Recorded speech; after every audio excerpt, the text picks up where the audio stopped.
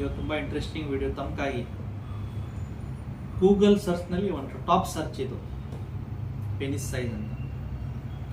ತುಂಬ ಪುರುಷರಲ್ಲಿ ಒಂದು ಸೈಲೆಂಟ್ ಫಿಯರ್ ಇದೆ. ಅವನು ಯಾವನೋ ಒಬ್ಬ ಗರ್ಭ ಶ್ರೀಮಂತ ಇರ್ಬೋದು ಅಥವಾ ಯಾವುದೋ ಒಂದು ಕೂಲಿ ಕಾರ್ಮಿಕ ಇರ್ಬೋದು. ಪ್ರತಿಯೊಂದು ಪುರುಷದ್ದು ಒಂದೇ ಕ್ವಶನ್, ಅವನ ಲೈಫ್ನಲ್ಲಿ ಹಣ ಇದ್ರೂ ಅವನಿಗೂ ಅದೇ ಕ್ವಶನು, ಯಾರಿಗೆ ನಾಳೆ ಊಟಕ್ಕೆ ದುಡ್ಡಿಲ್ಲ ಅವನಿಗೂ ಅದೇ ಕ್ವಶನ್, ಏನಂದ್ರೆ ನನ್ನ ಪೆನಿಸ್ ಸೈಜ್ ಏನಾದರೂ ಚಿಕ್ಕದಿದೆಯಾ ಅಂತ. ಯಾಕಂದರೆ ಇದು ಒಂದು ಇಷ್ಟು ದೊಡ್ಡ ಒಂದು ಟ್ಯಾಬ್ ಇದೆ ಸೊಸೈಟಿನಲ್ಲಿ. ಅಂದರೆ ನನ್ನ ಪೆನಿಸ್ ಸೈಜ್ ಚಿಕ್ಕದಿದೆಯೇನೋ, ಇವಾಗ ಹೊಸ ಯಾರು ಮದುವೆ ಆಗ್ತೀರಾ ಅವರಿಗೆ ನನ್ನ ಪಾರ್ಟ್ನರ್ ಹೆಂಡತಿ ನೋಡ್ಬಿಟ್ಟು ಏನು ತಿಳ್ಕೋತಾರೋ, do I able to satisfy my women, ಯಾರ ಜೊತೆಗೆ ನನ್ನ ಮದುವೆ ಆಗ್ತಾ ಇದೆ ಆಕೆಗೆ ನಾನು ಸ್ಯಾಟಿಸ್ಫೈ ಮಾಡ್ಬೋದಾ, ಅಥವಾ ಪೆನಿಸ್ ಸೈಜ್ ಅಷ್ಟು ಮ್ಯಾಟರ್ ಆಗುತ್ತಾ ಅಂತ ಲೈಂಗಿಕ ಕ್ರಿಯೆಯಲ್ಲಿ. ಹೌದು, ಪೆನಿಸ್ ಇದೆ, ಒಂದು ಆರ್ಗನ್ ಇದೆ, ಇಲ್ಲ ಅಂತಿಲ್ಲ, ಬಟ್ ಬರೇ ಸೆಕ್ಸ್ ಆ್ಯಕ್ಟಿವಿಟಿನಲ್ಲಿ ಪೆನಿಸ್ ಮಾತ್ರ ಮುಖ್ಯನಾ ಅಂತ ಈ ವಿಷಯದಲ್ಲಿ ಮಾತಾಡ್ತೀನಿ. ಸಾಕಷ್ಟು ಡೌಟ್ ಇದೆ, ಸಾಕಷ್ಟು ಕ್ವಶನ್ಸ್ ಇದೆ, ಏನೇನೋ ಥಿಯರಿ ನೀವು ವಿಡಿಯೋಸ್ ನೋಡಿದಿರ್ತಾರೆ. ಪ್ರತಿಯೊಂದು ವಿಷಯ ಬಗ್ಗೆ ಸ್ವಲ್ಪ ಬಿಟ್ಸ್ ಆಗಿ ಹೇಳ್ತೀನಿ, ಲಾಸ್ಟ್ ಬಗ್ಗೆ ನೋಡಿ. ಸೊ ಫಸ್ಟ್ ಡೇಟಾ ಏನು ಹೇಳುತ್ತೆ. ಡೇಟಾ ಏನು ಹೇಳುತ್ತೆ ಅಂದರೆ ಆವರೇಜ್ ಇಂಟರ್ನ್ಯಾಷನಲ್ ಒಂದು ಪೆನಿಸ್ ಸೈಜ್ ಏನಿದೆಯಲ್ಲ 4.5 to 5.5 ಇಂಚ್ ಇದೆ.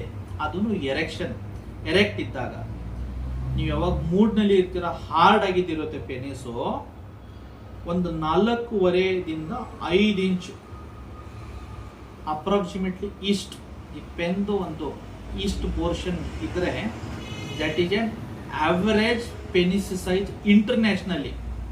ಒಂದು ಎರಡನೇದು ನಮ್ಮ ಇಂಡಿಯಾದ ಆವರೇಜ್ ಸೈಜ್ ತೊಗೊಳ್ಳೋಣ. ನಮ್ಮ ಇಂಡಿಯಾದ ಆವರೇಜ್ ಸೈಜ್ ಮತ್ತು ಒಂದು 1/2 ಇಂಚ್ ಕಡಿಮೆ ಆಗಿಬಿಡುತ್ತೆ. 3.5 to 4.5 ಅಥವಾ 5 ಇಂಚ್ ಇದ್ರೆ ಸಾಕು ಆವರೇಜ್ ಇಂಡಿಯನ್ ಪೆನಿಸ್ ಸೈಜ್. ಪ್ರಪಂಚದಲ್ಲಿ 99% ಜನರದ್ದು ಪೆನಿಸ್ ಸೈಜ್ ಆವರೇಜ್ ಇರುತ್ತೆ. ಬಟ್ ಪ್ರಪಂಚದಲ್ಲಿ 90% ಜನರಿಗೆ ಒಂದೇ ಡೌಟ್, ನಂದು ಪೆನಿಸ್ ಸೈಜ್ ಚಿಕ್ಕಿದೆ ಅಂತ. ಒಂದು ಕಂಡೀಷನ್ ಇದೆ, ಮೈಕ್ರೋ ಪೆನಿಸ್ ಅಂತ. 10,000 ಜನರ ಪುರುಷರಲ್ಲಿ ಒಬ್ಬರಿಗಿರುತ್ತೆ. ಅದು 10,000ನಲ್ಲಿ ಒಬ್ಬರಿಗೆ ಮೈಕ್ರೋ ಪೆನಿಸ್ ಇರುತ್ತೆ. ಮೈಕ್ರೋ ಪೆನಿಸ್ ಅಂದ್ರೆ ಪೆನಿಸ್ ಸೈಜ್ ಒಂದು 2 ಇಂಚು ಅಥವಾ 2.5 ಇಂಚ್ ಎರೆಕ್ಷನ್ ಇದ್ದಾಗ 10,000ನಲ್ಲಿ ಒಬ್ಬರಿಗೆ. ಬಟ್ ಈ 10,000 ಜನ ಇದಾರಲ್ಲ, ಅದರಲ್ಲಿ 90% ಜನರಿಗೆ ಆಗುತ್ತೆ ಅನ್ಸುತ್ತೆ ನನ್ನ ಪೆನಿಸ್ ಸೈಜ್ ಚಿಕ್ಕದಿದೆ ಅಂತ. ಇಷ್ಟೆಲ್ಲ ಯಾಕೆ ಬಂತು, ಯಾಕೆ ಇಷ್ಟು ಡೌಟ್ ಬರ್ತಾ ಇದೆ ಅಂದ್ರೆ ಫೇಕ್ ಅಡ್ವರ್ಟೈಸ್ಮೆಂಟ್ ಸೆಲ್ ಆಗ್ತಾ ಇದೆ ಮಿತ್ರರೇ. ಒಂದು ಯಾವುದೋ ಒಂದು ಫಾರ್ನ್ ಮೂವಿ ನೋಡ್ತೀರಾ, ಒಂದು ಅಲ್ಲಿ ಆಕ್ಟರ್ನ ನೋಡ್ತೀರಾ, ಅವ್ನ ಪೆನಿಸ್ ಸೈಜಿಂಗ್ ದುನ್ಯ ಅಂತ ಜಾಸ್ತಿ ತೋರಿಸ್ಬಿಡುತ್ತೆ. ಹಿಂಗೆ ವಿಡಿಯೋ, ಅದು ಎಕ್ಸಾಜರೇಟೆಡ್ ವಿಡಿಯೋ ಇರುತ್ತೆ. ಮತ್ತು ಒಂದು ಮಾಡೆಲ್ನ ಸೆಲೆಕ್ಟ್ ಮಾಡಬೇಕು, ಆ ಪರ್ಟಿಕ್ಯುಲರ್ ಅಂತ ಕಂಟೆಂಟ್ ಮಾಡಬೇಕಂದ್ರೆ ಒಂದು 10,000 ಮಾಡೆಲ್ನ ಅವರು ಸ್ಟಡಿ ಮಾಡಿ ಅವ್ರ ಪೆನಿಸ್ ಸೈಜ್ ಲೆಂತ್ ನೋಡಿ ರಿಜೆಕ್ಟ್ ಮಾಡಿ ಅಂತ ಯಾರಿಗೂ ಒಬ್ಬರಿಗೆ ತೊಗೊಂಡಿರ್ತಾರೆ ಅವರು. ಆಮೇಲೆ ಸರ್ಟನ್ ಕಂಡೀಷನಲ್ಲಿ ಜೆನೆಟಿಕ್ಸ್ ಇರುತ್ತೆ, ಅಂದರೆ ವಂಶ ಪರಂಪರೆ. ಈ ಫಾರ್ ಎಕ್ಸಾಂಪಲ್ ಯಾರೋ ಒಬ್ಬ ನೈಜೀರಿಯನ್ ಇದ್ದಾನೆ, ಆಫ್ರಿಕನ್ ಇದ್ದಾನೆ, ಯುರೋಪಿಯನ್ ಇದ್ದಾನೆ, ತಾತ ಮುತ್ತಾತದಿಂದ ಅವ್ನ ಪೆನಿಸ್ ಸೈಜ್ ಹೇಗೆ ಬಂದಿದೆ ಅದು ಏನಿದೆ ಅಲ್ಲ ಒಂದು ನೇಚರ್ಸ್ ಗಿಫ್ಟ್ ಅವರಿಗೆ. ಬಟ್ ಎಲ್ಲರೂ ಆ ಥರನೇ ಇರ್ತಾರಲ್ಲ. ಸರ್ಟನ್ ಕಮ್ಯುನಿಟೀಸ್ ಅವ್ರಿಗೆ ಏನಿದೆ 8 ಇಂಚ್ ಅಥವಾ 10 ಇಂಚ್ ಅಥವಾ 12 ಇಂಚ್ ಇರುತ್ತೆ. ತುಂಬ ರೇರ್. ಅದು ಇಡೀ ಕಮ್ಯುನಿಟಿನಲ್ಲಿ ಒಂದು 1%ಗಿಂತ ಕಡಿಮೆ. ಆ ಏನು ವಿಡಿಯೋ ನಾವು ನೋಡ್ತೀವಿ ನೋಡಿ, ಅಂತ ಸೈಜು 100 ಜನರಲ್ಲಿ ಒಬ್ಬರಿಗೆ ಇರುತ್ತೆ, 100ನಲ್ಲಿನ 1000ಗೆ ಒಬ್ಬರಿಗೆ ಇರುತ್ತೆ. ಸೊ ನಾವು ಅವ್ರಿಗೆ ಕಂಪೇರ್ ಮಾಡಕ್ಕೆ ಸ್ಟಾರ್ಟ್ ಮಾಡ್ತೀವಿ. ಯಾಕಂದ್ರೆ ನಾವು ವಿಡಿಯೋ ನೋಡ್ತೀವಿ, ಪಾರ್ನ್ ನೋಡಿ ಕದ್ದಿ ಮುಚ್ಚಿ ನೋಡಿದಿರ್ತೀವಿ. ಅವಾಗ ಏನಲ್ಲಿ ಫುಲ್ ಗ್ಲಾಮರಸ್ ಆಗಿ ತೋರಿಸ್ತಾರೆ, ಒಳ್ಳೆ ಮ್ಯೂಸಿಕ್, ಹಿಂಗೆ ಸ್ಲೋ ಮೋಷನಲ್ಲಿ ಕ್ಯಾಮರಾಮನ್ ಮೇಲಿಂದ ಬಂದ್ಬಿಟ್ಟು ಅಲ್ಲಿ ಫೋಕಸ್ ಮಾಡ್ತಾನೆ. ಫೋಕಸ್ ಮಾಡುವಾಗ ಅಯ್ಯೋ ಯಪ್ಪ ಅಂತ ಇವನು ವಿಡಿಯೋ ಪಾಸ್ ಮಾಡಿಬಿಟ್ಟು ಬಾತ್ರೂಮ್ನಲ್ಲಿ ಹೋಗ್ತಾನೆ. ಹೋಗ್ಬಿಟ್ಟು ಒಂದು ಪೆನ್ ಅಂತ ಒಂದು ಯಾವುದೋ ಒಂದು ಸ್ಕೇಲ್ ತೊಗೊಂಡ್ಬಿಟ್ಟು ಹೋಗಿ ನೋಡ್ತಾನೆ. ಅಯ್ಯೋ 4.5 ಏನಿದೆಯಲ್ಲಪ್ಪ, ನೋಡಿದ್ರೆ ಅಷ್ಟಿದೆ. ಅಯ್ಯೋ, ಮತ್ತೆ ಗೂಗಲ್ನಲ್ಲಿ ಸರ್ಚ್, ಪೆನಿಸ್ ಸೈಜ್ ಯಾರು ನೋಡ್ತಾ ಇದ್ದಾರಾ ಅಂತ. ಆಮೇಲೆ ಅಲ್ಲಿ ಬರುತ್ತೆ, ಏನೇನೋ ಬರುತ್ತೆ ಅಲ್ಲಿ, ಅದು ನೋಡ್ಬಿಟ್ಟು ಮತ್ತೆ ಟೆನ್ಷನ್. ಆಮೇಲೆ ಆನ್ಲೈನಲ್ಲಿ ಯಾವುದೋ ಡಾಕ್ಟರ್ನ ಕನ್ಸಲ್ಟ್ ಮಾಡೋದು, ಇನ್ನೊಂದು ಫ್ರೆಂಡ್ಸ್ನ ಕೇಳೋದು, ಯಾರೋ ಇವನು ಕೇಳೋದು, ಅಚ್ಚಾ ನಿನ್ನ ಪೆನಿಸ್ ಸೈಜ್ ಎಷ್ಟು? ಯಾಕಪ್ಪ ಹಿಂಗೆ ಕೇಳ್ತಾ ಇದ್ದೆ ಅಂದರೆ, ಇಲ್ಲೋ ನಿನ್ನೆ ನೋಡಿದೆ ಆ ಮಾಡಲ್ದು ತುಂಬ ದೊಡ್ಡ ಸೈಜ್ ಇತ್ತು, ಈಗ ನೆಕ್ಸ್ಟ್ ಮಂತ್ ನನ್ನ ಮದುವೆ ಇದೆ, ನನ್ನ ಹೆಂಡತಿ ಏನಾದರೂ ನನ್ನ ಪೆನಿಸ್ ಸೈಜ್ ನೋಡಿದ್ರೆ ಮತ್ತೆ ಓಡ್ ಹೋಗ್ತಾಳೇನೋ ಅಂತ ಅನಿಸುತ್ತೆ, ಯಾಕಂದ್ರೆ ನನ್ನ ಬರೀ 4.5 ಇಂಚ್ ಇದೆ ಅಂತ.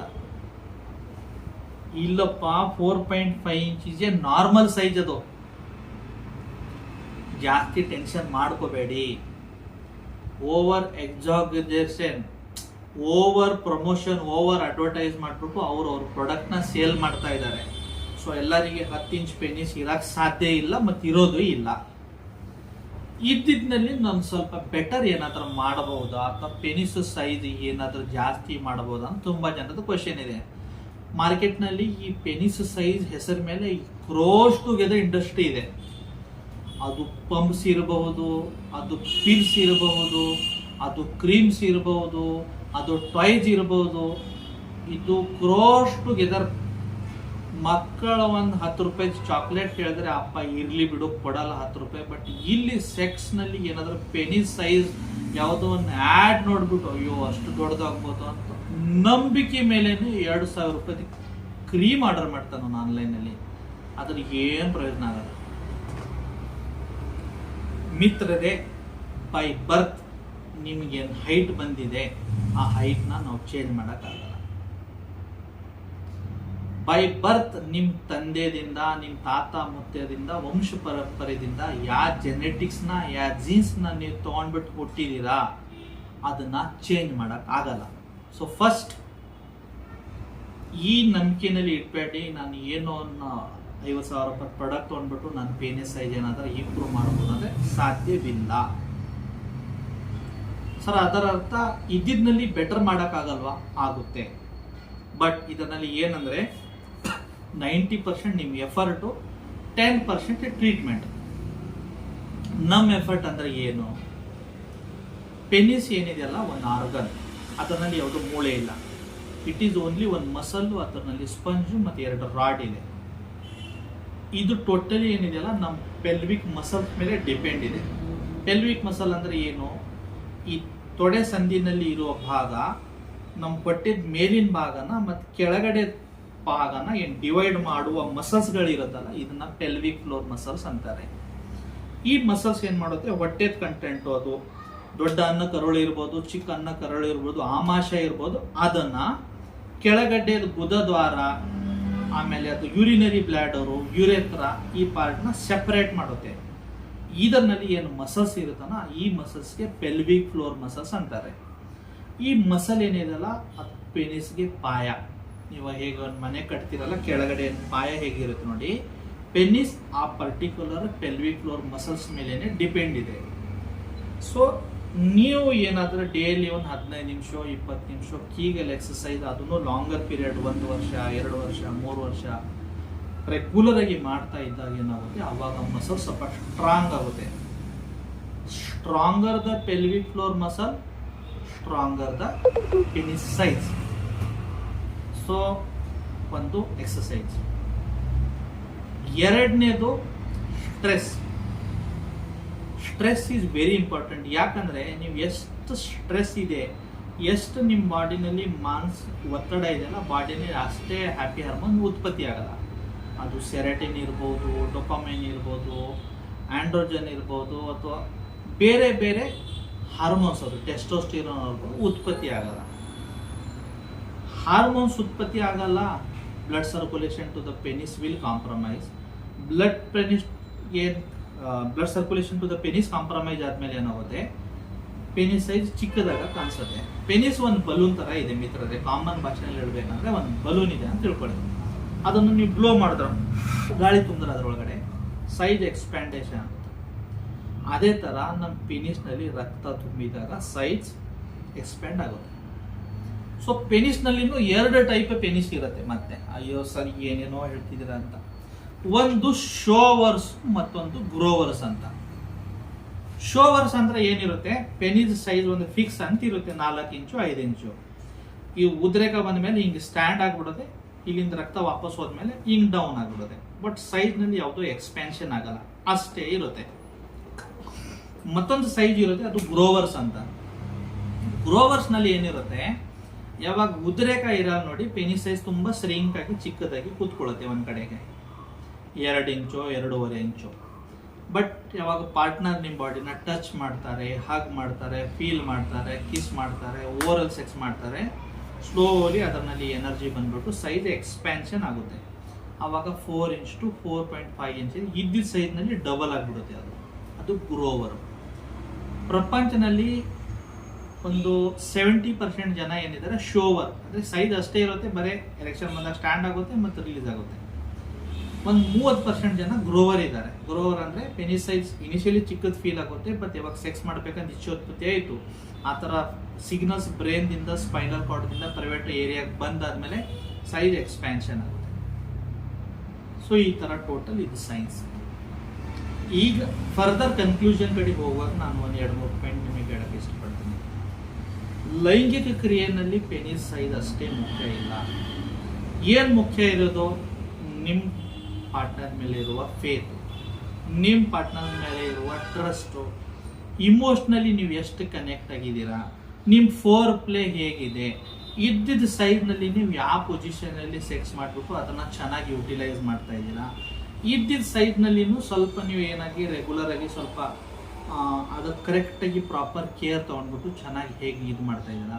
ಈಗ ಫಾರ್ ಎಕ್ಸಾಂಪಲ್ ಸೈಜ್ ಚಿಕ್ಕಿದೆ ಅಂತ ತಿಳ್ಕೊಳ್ಳಿ, ಸರ್ಟನ್ ಪೊಸಿಷನ್ಸ್ಗಳಿರುತ್ತೆ, ಆ ಪೊಸಿಷನಲ್ಲಿ ಏನಾಗುತ್ತೆ, ಯೋನಿ ಡೈರೆಕ್ಟ್ ಮುಂದೆ ಬಂದ್ಬಿಡುತ್ತೆ. ಫಾರ್ ಎಕ್ಸಾಂಪಲ್ ಈಗ ವೈಫ್ ಫ್ಯಾಟ್ ಇದ್ದಾರೆ ಅಂತ ತಿಳ್ಕೊಳ್ಳಿ, ಇವಾಗ ನೀವು ನಾರ್ಮಲ್ ಏನಿದೆ ಅಲ್ಲ ಮಷಿನರಿ ಪೊಸಿಷನ್ ಮಾಡುವಾಗ ಏನಾಗುತ್ತೆ, ತಾವು ಅವ್ರ ಬಾಡಿ ಮೇಲಿಂದ ಅಪ್ರೋಚ್ ಮಾಡುವಾಗ ಏನಾಗುತ್ತೆ, ಇದ್ದಿದ್ದು ಫಾರ್ ಎಕ್ಸಾಂಪಲ್ ಒಂದು ಪೆನಿಸ್ ಸೈಜೇ ಒಂದು 4 ಇಂಚ್ ಇದೆ ಅಂತ ತಿಳ್ಕೊಳ್ಳಿ, ಅವಾಗ ಯೋನಿ ಒಳಗಡೆ ಇದ್ದಿದ್ದ ಕಡೆಯಿಂದ 2 ಇಂಚ್ ಪೆನಿಸ್ ಹೊರಗಡೆನೇ ಇರುತ್ತೆ, 2 ಇಂಚ್ ಒಳಗಡೆ ಹೋಗುತ್ತೆ. ಅವಾಗ ನಿಮಗೂ ಫೀಲ್ ಆಗಲ್ಲ, ಪಾರ್ಟ್ನರ್ಗೂ ಫೀಲ್ ಆಗಲ್ಲ. ಆ ಥರ ಓಬೇಸ್ ಮಹಿಳೆಯರ ಜೊತೆಗೆ ನೀವು ಸೇರುವಾಗ ಏನು ಮಾಡಬೇಕು, ಕಾಟ್ ಇರುತ್ತಲ್ಲ, ಕಾಟ್ ಸೈಡಿಗೆ ಅವ್ರಿಗೆ ಕರ್ಕೊಂಡು ಬರಬೇಕು. ಅವ್ರೇನು ಕಾಲಿದೆ ನೋಡಿ, ಅವ್ರು ಟೋಟಲಿ ಹೊಟ್ಟೆ ಮೇಲೆ ಪುಷ್ ಮಾಡಬೇಕು, ಹೊಟ್ಟೆ ಮೇಲೆ. ಅವಾಗ ಏನಾಗುತ್ತೆ, ಯೋನಿಯರ ಫಾರ್ವರ್ಡ್ ಬಂದ್ಬಿಡುತ್ತೆ, ಅವಾಗ ಡೈರೆಕ್ಟ್ ಅಪ್ರೋಚ್ ಆಗುತ್ತೆ.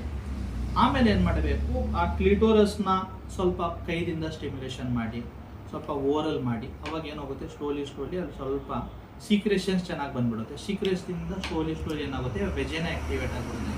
ವೆಜೆನ ಆಕ್ಟಿವೇಟ್ ಆದಮೇಲೆ ಸ್ಲೋಲಿ ಒಂದು 2 ನಿಮಿಷನೂ ನೀವು ಸೇರಿದ್ರೆ ಏನಾಗುತ್ತೆ, ಅವ್ರಿಗೆ ಸೆಕ್ಸ್ನಲ್ಲಿ ಇಂಟ್ರೆಸ್ಟ್ ಜಾಸ್ತಿ ಆಗುತ್ತೆ. ಸೆಕ್ಸ್ದು ಒಂದು ಫಾರ್ಮುಲಾ ಇವತ್ತು ನಾನು ನಿಮಗೆ ಹೇಳ್ತೀನಿ. ಸೆಕ್ಸ್ನಲ್ಲಿ 60 ಮತ್ತು 40 ಈ ರೇಷಿಯೋ ನೆನ್ಪಿಟ್ಕೊಳ್ಳಿ.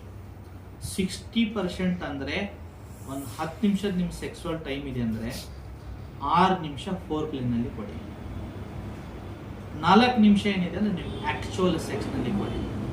ಒಬ್ರೊಬ್ರು ಏನು ಮಾಡ್ತಾರೆ, ಈಗ ಜಸ್ಟ್ ಹೋದ ತಕ್ಷಣ ಎಲ್ಲೋ ಒಂದು ಹೋಟೆಲಲ್ಲಿ ರೂಮ್ ಬುಕ್ ಮಾಡಿದ್ರೆ, ಅವ್ರು ಲಾಕ್ ಮಾಡಿದ್ರೆ, ಬಟ್ಟೆ ತೆಗೆದು ಡೈರೆಕ್ಟ್ ಎಂಟ್ರಿ ಹೊಡಿತಾರೆ. 2 ನಿಮಿಷದಲ್ಲಿ ಔಟು, 1 ಅವರ್ ಆದಮೇಲೆ ರೂಮ್ ಖಾಲಿ ಮಾಡಿಬಿಟ್ಟು ಮನೆಗೆ. ಹಂಗೆ ಆಗಬಾರ್ದು. ಅದಕ್ಕೆ ಏನು ಮಾಡಬೇಕು, ಫಸ್ಟ್ ಹೋಗಿ ಸ್ವಲ್ಪ ರಿಲ್ಯಾಕ್ಸಾಗಿ ಕೂತ್ಕೊಳ್ಳಿ, ಸ್ವಲ್ಪ ಮಾತಾಡಿ, ಸ್ವಲ್ಪ ನೀರು ಕುಡೀರಿ, ಜ್ಯೂಸ್ ಕುಡೀರಿ, ಏನೋ ಸ್ವಲ್ಪ ವಲ್ಗರ್ ಟಾಕ್ಸ್ ಮಾಡಿ, ಆಕೆ ಪ್ರಶಂಸನೆ ಮಾಡಿ, ಸ್ವಲ್ಪ ಸ್ಲೋಲಿ ಮೈಂಡಲ್ಲಿ ಇದು ಹೆಂಗಿರುತ್ತೆ, ಸೆಕ್ಸ್ ಬರೀ ಫಿಸಿಕಲ್ ಆ್ಯಕ್ಟಿವಿಟಿ ಇಲ್ಲ, ಇಟ್ ಈಸ್ ಏನಿರುತ್ತೆ, ಮೈಂಡ್ದಿಂದ ಸ್ಟಾರ್ಟ್ ಆಗುತ್ತೆ, ಇಮೋಷನ್ದಿಂದ ಸ್ಟಾರ್ಟ್ ಆಗುತ್ತೆ, ಲವ್ದಿಂದ ಸ್ಟಾರ್ಟ್ ಆಗುತ್ತೆ. ಸ್ಲೋಲಿ ಯಾವಾಗ ಏನು ಮಾಡಬೇಕು, ಪಾರ್ಟ್ನರ್ನ ಸ್ವಲ್ಪ ಹೊಗಳ್ಬೇಕು, ಅವಾಗ ಅವ್ರ ಮೈಂಡಲ್ಲಿ ಒಂದು ಹ್ಯಾಪಿ ಸೀಕ್ರೆಷನ್ಸ್ ಆಗುತ್ತೆ. ಸ್ಲೋಲಿ ಆ ತರಂಗಗಳು, ಆ ವೇವ್ಸ್ ಇಡೀ ಬಾಡಿನಲ್ಲಿ ಹೋಗ್ಬಿಟ್ಟು ಅವಾಗ ಆ ಪಾರ್ಟ್ನಲ್ಲಿ ಹೋಗ್ಬಿಡುತ್ತೆ. ದೆನ್ ಸ್ವಲ್ಪ ಕಿಸ್ ಮಾಡಿ, ಅದು ಫೋರ್ ಹೆಡ್ ಮೇಲೆ ಇರ್ಬೋದು, ಲಿಪ್ಸ್ ಮೇಲೆ ಇರ್ಬೋದು, ಅಥವಾ ಈ ಏರಿಯಾನಲ್ಲಿ ಇರ್ಬೋದು, ಅಥವಾ ಬ್ರೆಸ್ಟ್ ಏರಿಯಾನಲ್ಲಿ ಇರ್ಬೋದು, ಅಥವಾ ಹೊಟ್ಟೆ ಮೇಲೆ ಇರ್ಬೋದು, ಥೈಸ್ ಮೇಲೆ ಇರ್ಬೋದು, ಕಾಲಿಗೆ ಇರ್ಬೋದು. ಸ್ಲೋಲಿ ಅವರಿಗೆ ಆ್ಯಕ್ಟಿವೇಟ್ ಮಾಡಿ. ಆಮೇಲೆ ಸ್ವಲ್ಪ ಯೂನಿ ಏರಿಯಾನಲ್ಲಿ ಸ್ವಲ್ಪ ಲೈಟಾಗಿ ನಿಮ್ಮ ಬೆರಳದಿಂದ ಅಥವಾ ಕೈದಿಂದ ಮಸಾಜ್ ಮಾಡಿ, ಅವ್ರು ಮತ್ತೆ ಸ್ವಲ್ಪ ಆ್ಯಕ್ಟಿವ್ ಆಗ್ತಾರೆ. ಮತ್ತು ಸ್ವಲ್ಪ ಅವಾಗ ಬ್ರೀತಿಂಗ್ ಸ್ಟಾರ್ಟ್ ಮಾಡುತ್ತೆ. ಅವ್ರು ಸ್ವಲ್ಪ ಜೋರಾಗಿ ನಿಮ್ಗೆ ಹಿಡಿಯೋಕ್ಕೆ ಸ್ಟಾರ್ಟ್ ಆದರೆ ಆವಾಗ ಅರ್ಥ ಏನಂದರೆ ನಾವು she is ready for the main coitus. ಅವಾಗ ನೀವು ಸೇರಿದ್ರೆ ಏನಾಗುತ್ತೆ 60% ಸ್ಯಾಟಿಸ್ಫ್ಯಾಕ್ಷನ್ ಅವರಿಗೆ 4 ನಲ್ಲಿನೇ ಆಗಿದಿರುತ್ತೆ. 40% ಒಂದು 2 ನಿಮಿಷ 3 ನಿಮಿಷ 4 ನಿಮಿಷ ನೀವು ಸೆಕ್ಸ್ ಮಾಡಿದ್ರೆ ದಟ್ ಈಸ್ ಒಂದು 10 ನಿಮಿಷದ ಕ್ರಿಯೆ ಒಳ್ಳೆ ಸ್ಯಾಟಿಸ್ಫ್ಯಾಕ್ಟರಿ ರಿಸಲ್ಟ್ ಇರುತ್ತೆ. ಸುಮ್ಮನೆ ಅನ್ನೆಸೆಸರಿ ಗೂಗಲ್ನಲ್ಲಿ ಪೆನಿಸ್ ಸೈಜ್ ಅಂತ ಹೇಳ್ಬಿಟ್ಟು ಆ ಟ್ಯೂಬ್ ತಂದ, ಆ ಪಂಪ್ ಇದು ಮಾಡ್ದ, ಪಂಪ್ ಪರ್ಚೇಸ್ ಮಾಡ್ದ, ಆ ಟೈಸ್ ತಗೋಬಿದ್ದ, ಅವೆಲ್ಲ ಮಾಡಕ್ಕೆ ಹೋಗಬೇಡಿ. ಸೈಜ್ನ ಇಂಪ್ರೂವ್ ಮಾಡೋಕೆ ಆಗಲ್ಲ.